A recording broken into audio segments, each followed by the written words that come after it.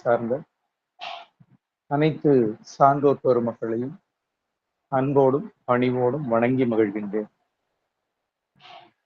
பல்வேறு முறை வாய்ப்புகளை வழங்கி என்னை ஊக்கப்படுத்தி கருத்துக்கள் ஒரு சில என்றாலும் அதை முத்துக்களைப் போல உள்வாங்கிக் கொண்டு அதற்கு மேலும் மெருகேற்றி இங்கு ஒரு பயிற்சி பட்டறை போன்று இருந்து என்னை மெருகேற்ற செய்யக்கூடிய இந்த மன்றத்திற்கு என்னுடைய அன்பான பணிவான வணக்கங்கள். குழுமியுள்ள சான்றோர் பெருமக்கள் அறிவிலும் அன்பிலும் பெருமையிலும் உயர்வும் சிறப்பும் பெற்றவர்களாக இருக்கின்றார்.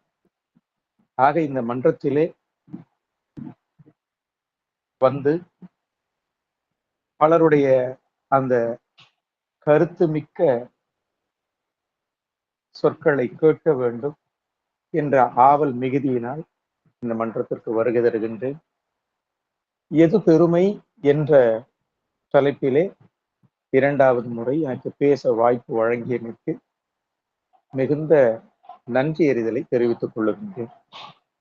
ஒரே தலைப்பிலே ஒருவருக்கு இரண்டாவது முறை வாய்ப்பு வழங்கப்படுகின்ற பொழுது ஒன்று அவருடைய உரை மிக சிறப்பாக இருந்திருக்க வேண்டும், அல்லது மீண்டும் ஒரு முறை நன்றாக தயார் செய்து உரையாற்ற வேண்டும் என்பதற்கான வாய்ப்பாக அது இருக்கும். இது எனக்கு இரண்டாவதாக கொடுக்கப்பட்டிருக்கின்ற வாய்ப்பு என்பது மீண்டும் ஒரு முறை சிறப்பாக செய்ய வேண்டும் என்ற நோக்கத்திலே தான் கொடுக்கப்பட்டிருக்கிறது.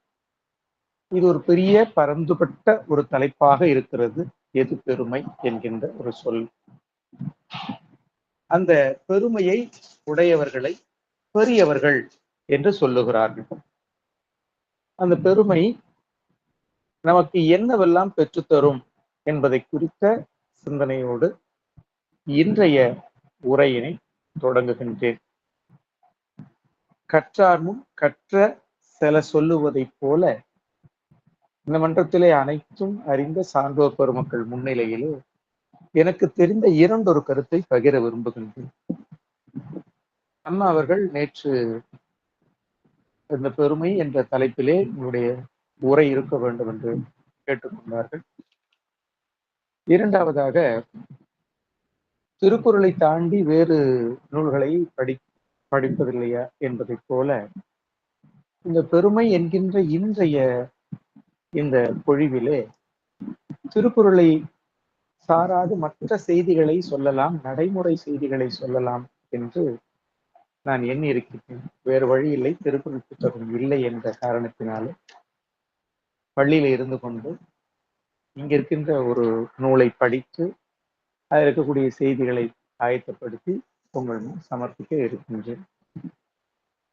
நான் சொல்ல விரும்புகின்ற கருத்துக்கள் முழுமையான நிறைவான கருத்துக்களாக இல்லாமல் இருந்தாலும் தலைமை உரை ஆற்றுகின்ற இவாஞ்சலின் மனோகரன் ஐயா அவர்கள் அதனை முழுமை செய்து எனக்கு நிறைவை தந்து விடுவார் என்ற நம்பிக்கையிலே இந்த பெருமை எது பெருமை என்கின்ற அந்த கேள்வியோடு தொடங்குகின்ற இந்த பொழிவிலே திருக்குறளை சாராது எந்த கருத்துக்களையும் கூற இயலாது.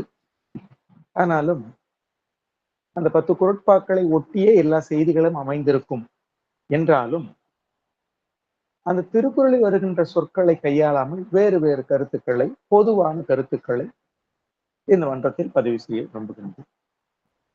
எது பெருமை என்ற இந்த ஒரு கேள்விக்கான பதில் கடந்த முறை கூறியிருந்தோம்.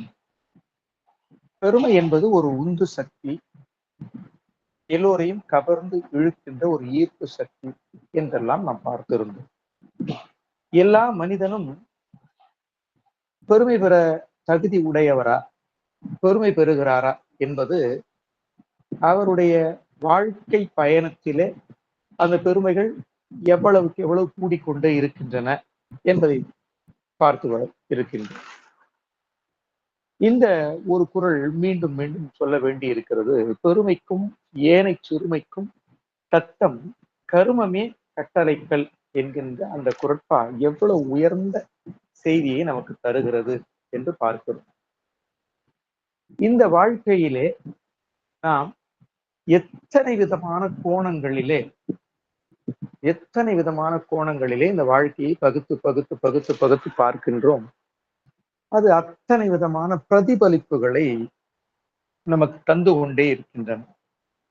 ஒவ்வொரு கோணத்திலும் ஒவ்வொருவருடைய வாழ்க்கையிலும் அந்தந்த துறைகளிலும் பெருமை பெற்றவர்கள் இருக்கத்தான் செய்கிறார்கள்.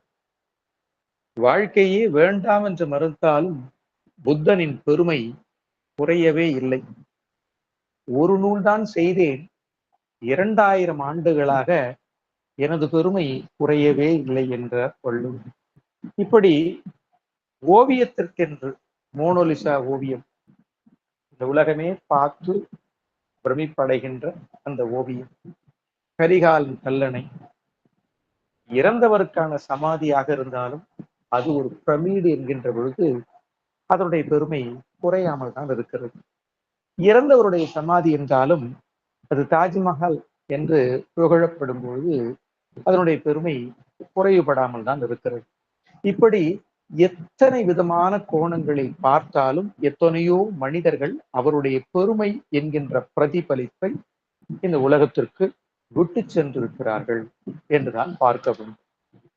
நாம் பிறக்கிறோம், பிறப்பதே செயலாற்றி வெற்றி பெற்று பெருமை பெறுவதற்கு. பிறக்கும் பொழுது வெள்ளைத்தாளை போல, எதுவும் எழுதாத வெள்ளைத்தாளை போல, வெற்று அறையை போலத்தான் நம்முடைய மனமானது இருக்கிறது. பிறந்து நம் வாழ்க்கை இது என்று அறிந்து அந்த வாழ்க்கையை வாழத் தொடங்குகின்றோம். பெற்றோரிடமிருந்து பிரிந்து சுயமாக சம்பாதித்து வாழ்க்கையை தொடங்குகின்ற பொழுது ஒருவனுடைய வாழ்க்கையை தொடங்குவதாக வைத்துக் கொள்வோம்.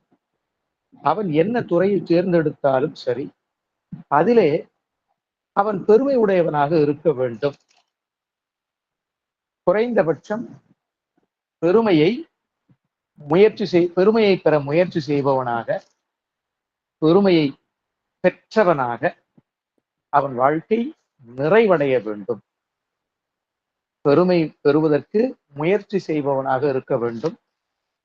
இறுதியிலே பெருமை பெற்றவனாக அவன் வாழ்க்கை நிறைவு பெற வேண்டும். ஆனால் வாழ்வின் பெரும் பகுதியை வாழ்வுக்கான கருவிகளை தேடுவதிலேயே செலவு செய்பவனைப் போல வாழ்க்கையை பாழாக்குபவன் இல்லை என்கிறார் அறிஞர் தோரா. வாழ்வின் பெரும்பகுதியை வாழ்வுக்கான கருவிகளை தேடுவதிலேயே செலவு செய்பவனைப் போல வாழ்க்கையை பாழாக்குபவன் எவனும் இல்லை என்று சொல்லுகிறார்கள். அப்படி இந்த பெருமை என்பது எந்தெந்த சொல்லில் தொடங்கி எந்த சொல்லில் நிறைவு பெறுகிறது என்று நாம் சிந்திக்கின்ற பொழுது, இவனும் ஒரு மனிதன் தானே என்ற சொல்லிலிருந்து வாழ்க்கை தொடங்குகிறது. 10 10 11 அத்தோடு இது ஒன்று என்று சொல்வதைப் போல நம்முடைய வாழ்க்கை முதலிலே முகிழத் தொடங்குகிறது. இவனும் ஒரு மனிதன் தானே என்ற சொல்லிலிருந்து தொடங்கி இவரொன்றோ சிறந்த மனிதர் என்ற சொல் முடியும் பொழுது நாம் பெருமை பெற்றவராக மாறிவிடுகிறோம்.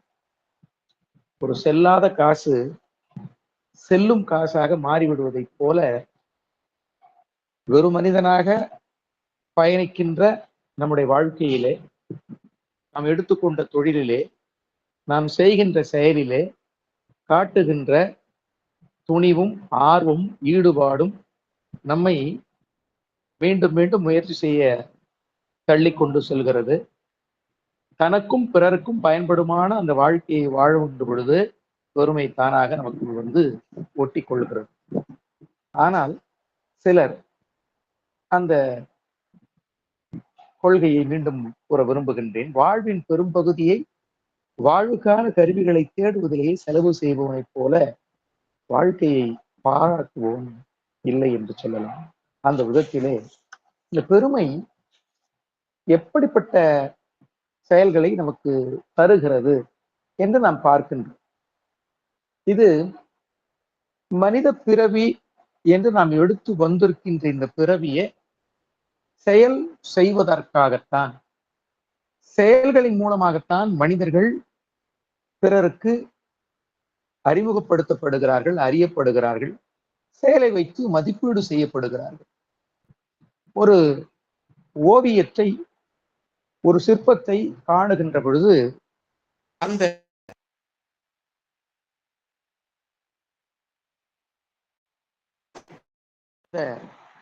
ஓவியன் 100% அந்த ஓவியத்தை வரைந்து முடித்திருக்கிறான். இப்பொழுதே அந்த ஓவியம் பலருடைய கவனத்தை கவர்ந்து விடுகிறது. 100% அந்த ஓவியத்தை நிறைவு செய்து விட்டான். 10% தான் மிச்சம் வேலை இருக்கிறது, மீதம் வேலை இருக்கிறது. இப்பொழுது அந்த ஓவியம் பலரால் பாராட்டப்பட்டு இருக்கிறது. ஆனால் இறுதியிலே அந்த ஓவியன் தன்னுடைய கைத்திறமையை காட்டி அந்த ஓவியத்தை மேலும் மெருகேற்றுகின்றான். அந்த ஓவியம் நிலைத்த பெருமையை பெற்று விடுகிறது. இந்த மனித வாழ்க்கையும் கூட அதை போலத்தான் என்று நான் கருதுகின்றேன். அந்த ஓவியன் இறுதியில் செய்த அந்த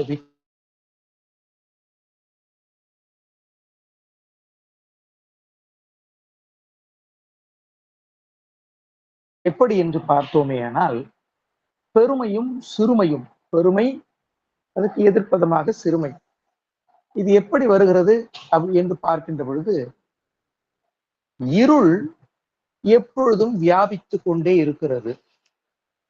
ஒளியை ஏற்றி வைக்கின்ற பொழுது இருள் மறைந்து விடுகிறது. அதை போலத்தான் நாம் கீழான செயல்களை, தகுதி குறைவான செயல்களை, தரக்குறைவான செயல்களை செய்கின்ற பொழுதே நாம் இருள் சூழ்ந்த இடத்திலே இருப்பதை போல உணர்கிறோம். சிறுமை என்கின்ற இருள் சூழ்ந்த இடத்திலே இருப்பதை போல உணர்கிறோம். மேம்பட்ட மனிதத்தன்மை உள்ள செயல்களை செய்ய செய்ய செய்ய செய்ய அது நமக்கு ஒளி தருவது, வெளிச்சத்தை தருவதை போல நாம் உணர்கின்றோம். ஆக இந்த பெருமை என்பது எது? பெருமை என்பது அது நமக்கு கிடைத்த ஒளி என்றே நான் கருதுகின்றேன். இறைவனுடைய படைப்பாகிய நாம் அரிது அரிது மானிடராய் பிறத்தல் அரிது, கூன் கூடு செவிடு பேடு நீங்கி பிறத்தல் அரிது என்பதை போல ஒரு 90% முழுமை பெற்ற ஓவியத்தை போலத்தான் இந்த மண்ணுலகில் இயற்கையால், இறைவனால் நாம் படைக்கப்பட்டு இருக்கிறோம். மீதம் இருக்கக்கூடிய அந்த 10%, அந்த ஃபைனல் டச் என்று சொல்வதை போல, நம்மிடையே இருக்கக்கூடிய காம குரோத லோப மதம் ஆச்சரியங்கள் என்று சொல்லக்கூடிய அழுக்குகளை, களைகளை நீக்கு விடுகின்ற பொழுது இந்த மனிதநேயம், அன்பு, கருணை, சகிப்புத்தன்மை, பிறருக்காக உதவுகின்ற மனப்பான்மை என்பதை மெருகேற்ற மெருகேற்ற அது நமக்கு பெருமை என்கின்ற ஒளியை பெற்று தந்து விடுகிறது. ஒளி கிடைத்தால் போதுமானது. பெருமை என்கின்ற அந்த ஒளி கிடைத்தால் போதுமானது. நாம் கோவிலுக்கு சென்று வந்திருக்கின்றோம். காலை நேரத்திலே அந்த கோவிலுக்கு செல்லுகின்ற பொழுது அந்த கோவிலிலே தீப்பெட்டியின் உதவியோடு ஒரு தீபத்தை ஏற்றி வைத்து விடுவார்கள். அந்த ஒரு தீபத்தினுடைய ஒளி மற்ற மற்ற விளக்குகள் எரிவதற்கு உறுதுணையாக வேண்டிய அவசியம் இல்லை. தனக்கு கிடைத்த அந்த ஒளியை வைத்து அந்த தீபமானது, அந்த விளக்கானது மற்ற விளக்குகளை ஏற்றி வைத்து விடுகிறது. அந்த கோவிலே ஒளி வெள்ளத்தில் பிரகாசிக்கிறது. அதை போல இந்த பெருமை என்பது நமக்கு வந்துவிட்டால் தன்னை மேம்படுத்தி கொண்டு பிறரும் மேம்படுத்த அந்த ஒளியானது, பெருமையானது நமக்கு உதவுகிறது. தன்னை மேம்படுத்தி பிறரையும் மேம்படுத்த உதவுகிறனை பார்த்து இறைவனும் மகிழ்கிறான். இறையருளும் நமக்கு பரிபூர்ணமாக கிடைக்கின்றது. ஒரு தீபம் அந்த ஒளியை மற்றவர்களுக்கு வழங்குகின்ற பொழுது தான் குறைந்து விடப் போவதில்லை. அதை போல இந்த பெருமை, தான் அடைந்த பெருமை பலருக்கும் பயனுடையதாக இருக்க வேண்டும். இதுதான் அந்த பெருமையின் பயன் என்று நான் கருதுகின்றேன். பெருமையும் சிறுமையும் எதை போன்றது என்று பார்க்கின்ற பொழுது நம்முடைய வாழ்க்கை தொடர் பயணம் போன்றது. பெருமை என்பது ஒரு சிறுகதை அல்ல, உடனே படித்து நிறைவு செய்துவிட. அது ஒரு தொடர்கதை போன்றது. தொடர்கதை போன்றது, தொடர்ந்து வரக்கூடியது. மூச்சு காற்று உள்ளே சென்று நம்முடைய பிறப்பிலிருந்து நாம் வாழத் தொடங்குகின்றோம். மூச்சு காற்று வெளியே செல்லுகின்ற பொழுது நம்முடைய வாழ்க்கையை நிறைவடைகிறது, முழுமை பெறுகிறது. நாம் இவ்வளவு காலம் சேர்த்து வைத்த செயல்களை மதிப்பீடு செய்து நமக்கான பெருமை கிடைக்கப் பெறுகிறது. வாழும் பொழுதும் பெருமை, வாழ்ந்த பிறகும் பெருமை நமக்கு கிடைக்கிறது. இந்த சிறுமையும் பெருமையும் எவ்வாறு நாம் தெரிந்து கொள்ளலாம், அறிந்து கொள்ளலாம் என்று பார்க்கின்ற பொழுது, ஒன்றுமே இல்லாமல் தான் நாம் வாழ்க்கையில் வருகின்றோம். பூஜ்ஜியத்தை போல பூஜ்ஜியமான இந்த வாழ்க்கையிலே வலப்புறம் விழும் எண்களை பொறுத்து மதிப்பீடு அதிகரிக்கிறது. அது நமக்கு கிடைக்கின்ற பெருமை என்று நாம் கருத வேண்டும். அந்த பூஜ்ஜியத்தின் இடப்புறம் கிடைக்கின்ற எண்களை பொறுத்து நம்முடைய வலிகளும் கவலைகளும் அவலங்களும் அதிகரிக்கின்றன. அது நம்முடைய சிறுமை என்று அறியலாம். வள்ளுவ பெருந்தகையினுடைய பெருமைக்கும் ஏனை சிறுமைக்கும் தத்தம் கருமமே கட்டளைக்கல் என்ற குறளை ஆதாரமாக வைத்த கருத்து. ஆக இந்த பெருமை என்பதை எல்லோரும் பெற முடியுமா என்ற ஒரு கேள்வி மட்டும் கேட்க வேண்டியிருந்தது. பெருமை என்பது எல்லோருக்கும் உரிய ஒன்று, எல்லோருக்கும் உரிய ஒன்று. ஏன் அப்படின்னு சொன்னா, இந்த பெருமை தேவை, பெருமை என்பது எல்லோருக்கும் தேவை. இந்த எல்லோருக்கும் தேவை என்கின்ற பொழுது அதற்கான வாய்ப்புகளாக நமக்கு நாம் செய்கின்ற செயல்கள் அமைகின்றன. இந்த செயல்கள் தொழிலை முழு ஈடுபாட்டுடன் செய்கின்ற பொழுது நம்முடைய பயணம் வெற்றி மேல் வெற்றிகளை குவித்த வெற்றி பயணமாக அமைந்து விடுகிறது. அந்த வெற்றிகள் பல சேர்ந்து பெருமை என்கின்ற புகழ் மாலை கிடைக்கப் பெறுகிறது. இந்த பெருமை என்பது புலப்படுவதற்கான வசதியாக மாறிவிடுகிறது. கோடி கோடியாக நிறைந்திருக்கின்ற மக்கள் கூட்டம் நிரம்பிய இந்த உலகத்திலே பெருமை என்பது நாம் இந்த உலகத்திலே புலப்படுவதற்கான, தெரிவதற்கான ஒரு வாய்ப்பாக, வசதியாக மாறிவிடுகிறது என்று இந்த பெருமையை நான் பார்க்கின்றேன். அதாகப்பட்டது இந்த பெருமை எல்லோருக்கும் கிடைக்குமா என்று பார்க்கின்ற பொழுது ஒரு சிறு நிகழ்வை இங்கே கூற வேண்டி இருக்கிறது.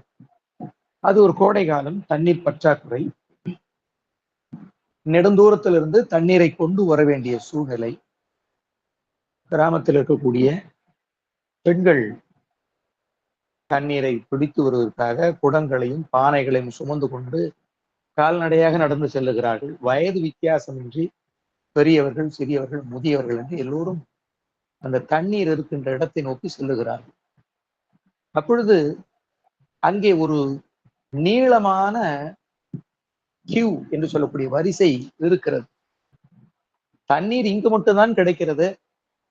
ஆனாலும் இந்த வரிசையில் நின்றுதான் பெற வேண்டும் போல் இருக்கிறது என்று வந்தவர்கள் முனகிக் கொண்டும் முயற்சி செய்து கொண்டும் நின்று விடுகிறார்கள் வரிசையில் நின்று தண்ணீர் பிடிப்பதற்காக.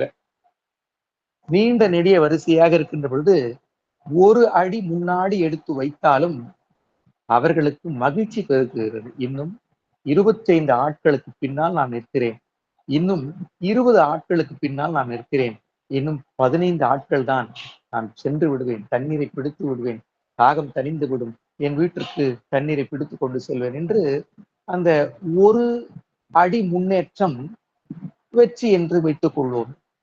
அந்த பெறுகின்ற தண்ணீர் பானை இடத்திலே செல்வதை போலத்தான் நம்முடைய வாழ்க்கை பயணம். அதுல பெருமை என்பது எதை போன்றது என்று பார்க்கின்ற பொழுது, அங்கே சென்று கிட்டே சென்று பார்க்கிறாள் ஒரு இளம் வயதுடைய பெண். தண்ணீர் வருகின்ற இடத்தை இப்பொழுதுதான் அவர் பார்க்கிறாள். இது அவளுக்கான முறை. பாத்திரத்தை வைத்து விட்டால் சுற்றிலும் பெண்கள் நின்று கொண்டிருக்கிறார்கள். தண்ணீர் வருவதோ துளி துளியாக வருகிறது, வேகமாக வரவில்லை. சிறு சிறு துளியாக அந்த பானைக்குள் வந்து விழுகிறது. ஐயோ, எவ்வளவு நேரம் நான் காத்துட்டு இருந்தேன். இந்த துளி துளியா விழுந்து தண்ணி வந்து ரொம்பவா போகுது, நான் எப்போ தண்ணி பிடிச்சிட்டு போறது, இந்த தண்ணியை பிடிச்ச குடம் ரொம்பிடுமா, இப்படி எல்லாம் நிறைய கேள்விகளோடு அந்த பெண் அங்கலாய்த்து கொண்டிருந்தால், அப்பொழுது வயது முதிர்ந்த ஒரு பெண்மணி பதில் சொன்னாள். பானை நிரம்பத்தானே வேண்டும், நிரம்பித்தானே ஆக வேண்டும் பானை, பதறுவதில் பயனில்லை அம்மா என்று சொன்னார். உன்னுடைய குடம் ஓட்டை இல்லாமல் இருந்தால் எப்படியாக இருந்தாலும் பானை நிறையத்தானே போகிறது என்று அந்த முதியவள் அந்த பெண்ணுக்கு பதில் கூறினாளாம். அதை போலத்தான் இந்த வாழுகின்ற வாழ்க்கையிலே நாம் பெருமையை கட்டாயம் பெறத்தான் போகிறோம். இந்த பெருமையை பெறுவதற்கு எல்லோருக்கும் சாத்தியம் இருக்கத்தான் செய்கிறது. துளி துளியாக தண்ணீர் விழுந்தாலும் நிரம்பத்தானே போகிறது, நிரம்பத்தானே ஆக வேண்டும், பதறுவதில் பயனில்லை அல்லவா என்று அந்த முதியவள் கூறியதைப் போல இந்த வாழ்க்கை நிறைவடைவதற்குள் நாம் பெருமையை பெறத்தான் போகிறோம். நமக்கான இந்த வசதி வாய்ப்புகளை வைத்துக் கொண்டு இந்த பெருமையை வைத்து என்ன சாதிக்க முடியும் என்று சொல்லுமேயானால், இந்த பெருமை சுய அறிமுகம் தேவையில்லாமல் செய்து விடுகிறது. பெருமை பெற்ற ஒருவரை நான் தான் திருவள்ளுவர் என்று அவர் தன்னைத்தானே அறிமுகம் செய்து கொள்ள வேண்டிய அவசியமே இல்லாது போய்விடுகிறது. 2000 ஆண்டுகளுக்கு பின்பு சிலப்பதிகாரம் என்று படைத்த இளங்கோவடிகள் நான் தான், ஏனென்று சொன்னால் அவர் அந்த சிலப்பதிகாரத்தினுடைய இறுதி காதையான வரம் தரு காதையில் தான் தன்னை யார் என்று அறிமுகப்படுத்துகின்றார். இளங்கோவடிகள் சேரன் செங்குட்டுவனின் இளவல் யான் என்று அந்த 5000 வரிகள் முடிவு செய்கின்ற பொழுது அறிமுகப்படுத்துகின்றார். அந்த அறிமுகம் அந்த காலகட்டத்திற்கு வேண்டுமானாலும் பொருந்துவதாக இருந்திருக்க கூடும். ஆனால் இன்றைக்கு சிலம்பை இயற்றியது இளங்கோவடிகள் என்று அனைவரும் அறிந்த ஒன்று. திருக்குறளை படைத்த நான் திருவள்ளுவன் உன்னிடத்தில் பேசுகின்றேன் என்று வள்ளுவருக்கு சுய விளம்பரம் தேவைப்படாததைப் போல இந்த பெருமை நமக்கு சுய அறிமுகம் செய்து வைப்பது தேவையில்லாமல் போய்விடுகிறது. நானாக யாரையும் நண்பராக தேட வேண்டிய அவசியம் இல்லாமல் நான் என்னுடைய செயலிலே பெருமை பெற்றவனாக மாறிவிட்டேனே, ஆனால் எல்லோருடைய நட்பும் தானாகவே எனக்கு கிடைப்பதாக மாறிவிடுகிறது. ஆக இந்த பெருமை நமக்கு பலவிதமான நன்மைகளை தருகிறது. அதில் 2ஐ மட்டும் எடுத்து சொன்னேன். சுய அறிமுகம் தேவைப்படாமல் போய்விடுகிறது. நான் யாரையும் நண்பனாக சேர்க்க வேண்டிய அவசியம் இல்லை, எல்லோரும் எனக்கு நண்பனாக மாறிவிடுகிறார்கள் என்பது இந்த பெருமை நமக்கு தருகின்ற பரிசாக நான் கருதுகின்றேன். அதை போல இந்த பெருமையானது இந்த சமூகத்திற்கான ஒரு அர்ப்பணிப்பாக நம்மை மாற்றி விடுகிறது. நாம் என்னதான் தொழிலிலே பெருமை பெற்றாலும் அது இந்த சமூகத்திற்கான ஒரு அர்ப்பணிப்பாக மாறிவிடுகிறது. ஆக பெருமையினுடைய எல்லை சமூகத்திற்கான அர்ப்பணிப்பு என்ற நிலையிலே வாழ்ந்து விடுகிறது. ஆக தனி மனிதனாக நாம் பிறந்தோம், செயல்களை செய்தோம், செயற்கு அரிய செயல்களை செய்தோம். செயற்கரிய செய்வர் பெரிய சிறிய செயற்கரிய செய்களாக, செயற்கு உரிய செய்களாக. அப்படி இந்த செயல்களை செயற்கு அரிய செயல்களாக செய்கின்ற பொழுது பெருமை, நமக்கு கிடைத்த பெருமை நிறைவு பெறுகிறது. ஆக இந்த வாய்ப்புகள் எப்படிப்பட்டதாக இருந்தாலும் இறுதியிலே நாம் பெருமை பெறுவதற்கான சில வழிவகைகளை மட்டும் இந்த மன்றத்திலே பதிவு செய்ய விரும்புகின்றேன். நாம் பெருமை பெறுவதற்கு நமக்கு கிடைத்த ஒரே ஆயுதம் நம்முடைய செயல்கள்.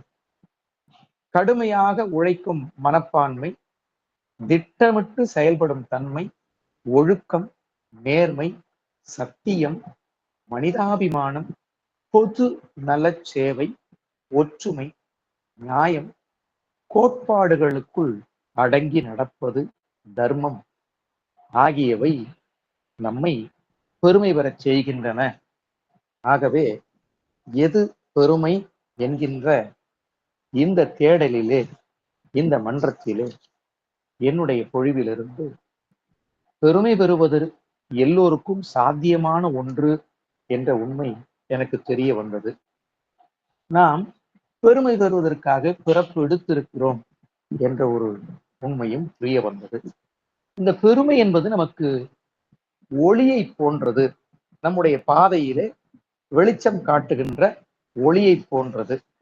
அந்த ஒளி நம்மையும் பிரகாசிக்க செய்யும், மற்றவருடைய மேம்பாட்டிற்கும் அது உறுதுணையாக இருக்கும் என்பதை நான் உணர்ந்தேன். ஆக வாழ்க்கை வாழ்வதற்கு, வாழ்க்கை பயணிப்பதற்கு என்று எடுத்துக்கொண்டுகின்ற பொழுது, அந்த வாழ்க்கையில் நமக்கு கிடைத்த கருவிகளை கொண்டு நம்முடைய பெருமைகளை நாம் உருவாக்கி கொள்ள வேண்டும்.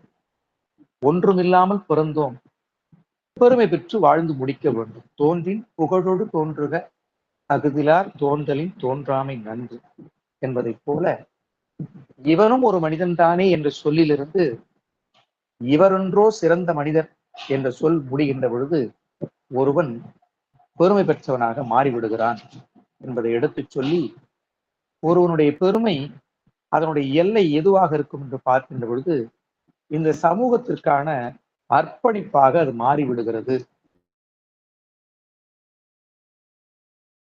சுயநலத்தோடு ஒருவன் இருந்தாலும் அவன் பெருமை பெற்றவனாக மாறுகின்ற பொழுது அவன் சமூகத்தின் சொத்தாகவே மாறிவிடுகிறான் என்பதை எடுத்துச் சொல்லி, இந்த அளவில் இந்த உரையை பேசுவதற்கு வாய்ப்பளித்த அனைத்து சான்றோர் பெருமக்களுக்கும் என்னுடைய நெஞ்சார்ந்த நன்றியினை பணிவாக சமர்ப்பி